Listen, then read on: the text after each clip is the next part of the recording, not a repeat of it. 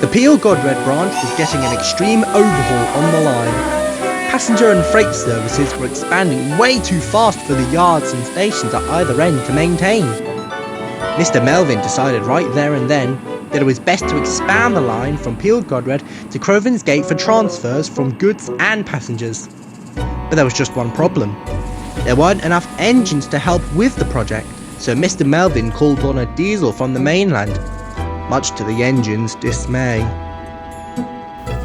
Why, out of all the places in the world, does it have to be Sodor is beyond me.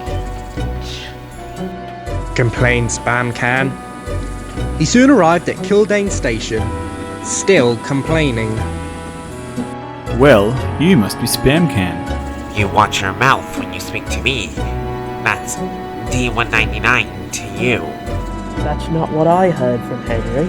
Well, tell him to keep his crummy little mouth shut. Spam Can said, leaving with nasty disposition. Oh, I can see why Gordon calls him a rude lunatic. I heard that. Work soon began on the new extension. Tracks were being updated and overhead wires were going up. For the most part, Spam Can kept to himself, but would not stop calling out rude names to Jeffrey, Andy, Sean and Steve. Oh, waste of space. Danger to the public in the process. All in all, the 4 electric engines were fuming at Spam Can's words. And so were the mainline engines, as they found Spam Can sleeping in their sheds. Oh great, Mr. Perfect is here. And what are you doing here, Spam Can? I couldn't sleep in that Peel Gooby branch. Too far in the future for me. Well, would you look at that? Mr. Modern Day Role Models hate adapting to the future. Listen, Spam Can I think it was? Since last I heard, most of your brothers were either scrapped or sent to various heritage railways, and they have or had no problems of electric engines taking their work. Well, good for them. They ruined my image anyways. Disgrace to the rails they were. Did absolutely nothing for me. The engines were horrified by what they heard. And you call yourself an angel, Spam Can? Why, yes I am.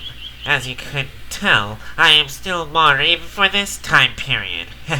I still have sturdy brakes that will last a lifetime. I'll give you about a day before you fly into a ditch. I beg your pardon? What Donald is trying to say is that those brakes were built back when you were in the shops in 1961. I am more surprised they have lasted you this long anyways.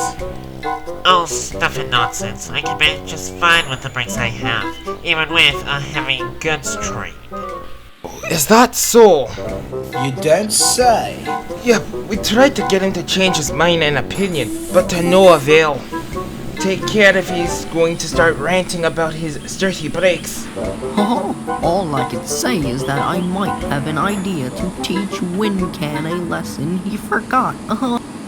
So Andy and Steve went to speak with the trucks. Hello, you amazing lot. How are we doing today? Amazing! Fantastic! Great! Since you trucks have been well behaved, I have rewarded / favorite for you. Go on, Mr. Andy. We can help. Tell us! Spam Can thinks his brakes can last him a lifetime, and his horrible words to use and his brother seems pretty hurtful. Can I count on you too? Ended Andy slyly. The trucks were thrilled and agreed to the opportunity they were going to get. You are cruel, you know that, right?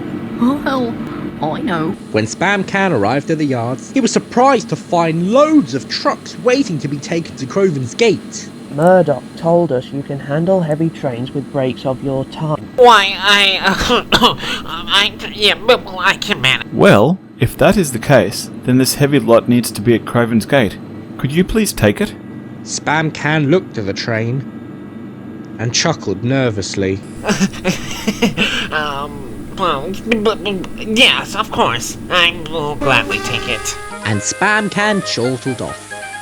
As he trundled along the main line, the trucks put Andy's reward plan into motion. On! fizzling fuse boxes. What's going on? Put your brakes on, driver. Brakes! Brakes! I'm afraid those brakes have been long overdue, Spam Can. They're all but useless. Spamcan realised what this meant.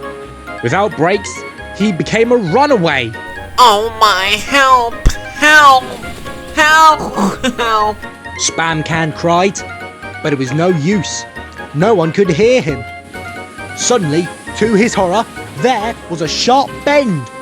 Spamcan closed his eyes and braced himself for what was to come next.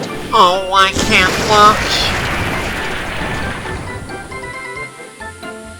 look. When Spamcan opened his eyes, he found himself laying on his side and his train blocking the main line. Oh, I'm going to be hearing about this now.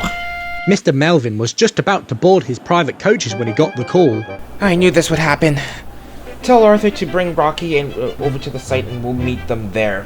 When Mr. Melvin arrived, he spoke severely to Spamcan. Listen to me. I do not appreciate engines being rude or thinking they are immune to problems. It's attitude like that gets you into trouble. Furthermore, my engines have seemed to tell me you've been nothing but worse to them. Thus, I am sending you to Margate for Hornby's one-to-one collection. I may not have authority over you, Spamcan, but I've convinced the other railway to allow such a thing to happen, and they are not too happy to lose a diesel of all places. Spamcan was shocked at his punishment. The project was soon completed without Spamcan, and the new extension had proven to be a big success. As for Spamcan, he can be found sitting in Margate beside a black 5 and bittered the A4, wishing he never became so conceited in the first place.